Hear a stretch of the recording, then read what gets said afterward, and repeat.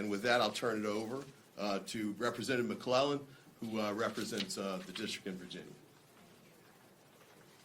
Good afternoon, everyone. I am Congresswoman Jennifer McClellan. I have the privilege of representing Virginia's 4th Congressional District. And as you heard, we are here to raise the alarm of why our Senate colleagues should reject the confirmation of Kash Patel to be director of the FBI. In our letter to the Senate Judiciary Committee, we expressed our deep concerns over his lack of qualifications, over his history of inflammatory statements. But let me remind you what is at stake.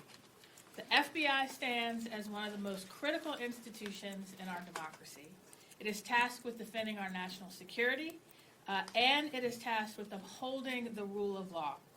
The FBI director must be someone who is of unimpeachable character, impartiality, and have a deep commitment to the rule of law and the administration of justice.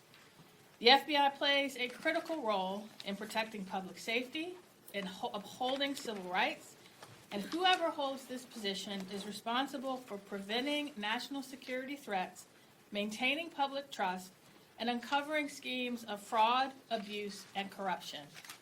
Kash Patel does not possess the temperament, the professional experience, or the characteristics necessary to do this critically important job.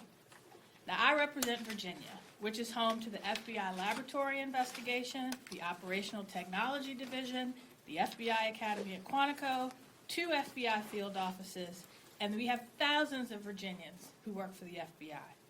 And those agents who serve our nation and uphold the rule of law throughout their careers deserve better for an FBI director than Kash Patel.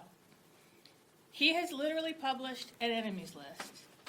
And under the Trump administration, the Department of Justice has received detailed information about over 5,000 FBI agents who were involved in investigating the January 6th insurrection. These brave men and women took an oath to protect and defend the Constitution of the United States from enemies foreign or domestic.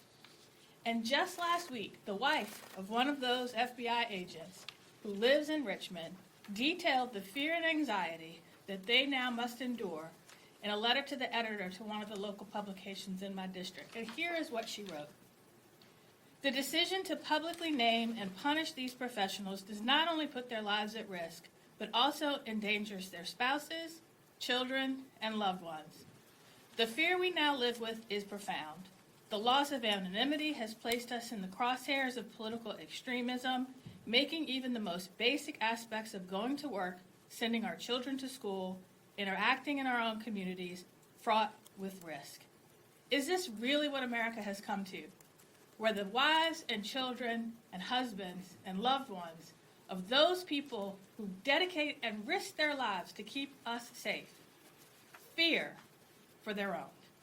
No, that is not the nation we want to be. But time and time again, Mr. Patel has shown that he is a Trump sycophant who will come up with excuses and justifications to shield the president, enable his actions with no regard for their legality, and punish anyone who dares to speak up. He has tried to excuse President Trump's unauthorized transfer and storage of classified information to Mar-a-Lago. He promised to dismantle the FBI on day one and turn it into a museum to the deep state. And our FBI agents, the communities they keep safe, and the American people deserve better. They deserve assurances they will not be subject to political prosecution at the hands of a federal agent. And Mr. Patel has not proven that he can do that.